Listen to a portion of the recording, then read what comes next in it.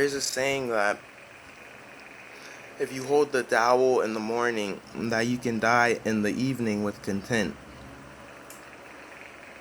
Life is very profuse, and by that I mean very unwavering.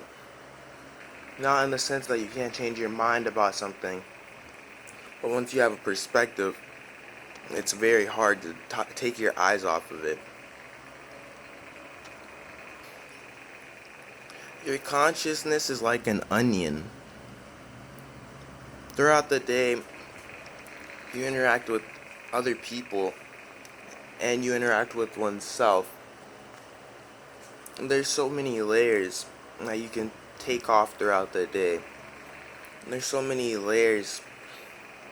So maybe you can solve your problems if you start targeting these layers. What you think is what you think.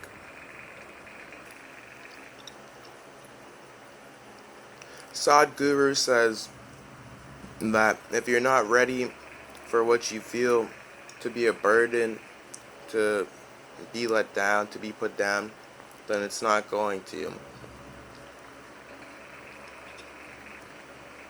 You have to accept who you are and defeat the enemy in front of you. Lately, I've been coming to realize that every idea is going to have an opposition.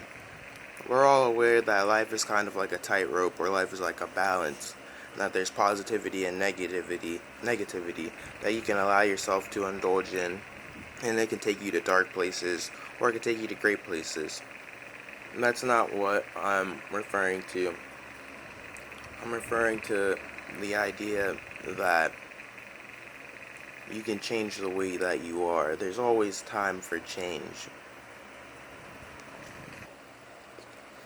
The past is like insurance, in the sense that you're constantly trying to combat yourself in whatever way that manifests. And you're constantly trying to combat yourself, as in like your ego, and then just morality and ethics, all these ideas that we're taught. There's so many things that you let latch onto you, and they become like a burden to you. And in a sense, if you don't get rid of them, you're feeling burdened. I keep using the word burden because for me, I could try to tell you, but this isn't a therapy session. Like, I'm not trying to give you therapy in the sense of individually contacting you. It's like what a guru does. I watched a Sadhguru video yesterday, and he said that there's a culture of people seeking help from spiritual guides because that's what they need. And so, in the sense that your consciousness is like an onion, you have no way of just toppling.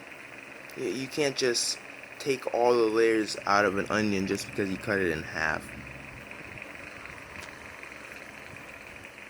Once you start trying to combat all the things that are building up and causing you to feel negatively, or causing you to feel strange or anxious, once you can start fighting them, you start to realize that fighting them seems pointless.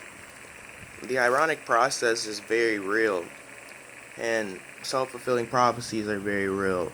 So, in these encounters, the past is like an insurance because you can use what you know to be concrete to put off any of the wiles that you may send at yourself. Alan Watts and Carl Jung used to say things about don't be concerned about the future. I feel as if they were onto something in trying to convince you that you have to live in the now. Because if you're leaving things to what can be or what may be, then in the current moment you're leaving things to probability, you're leaving them to chance. You have to actively combat all day.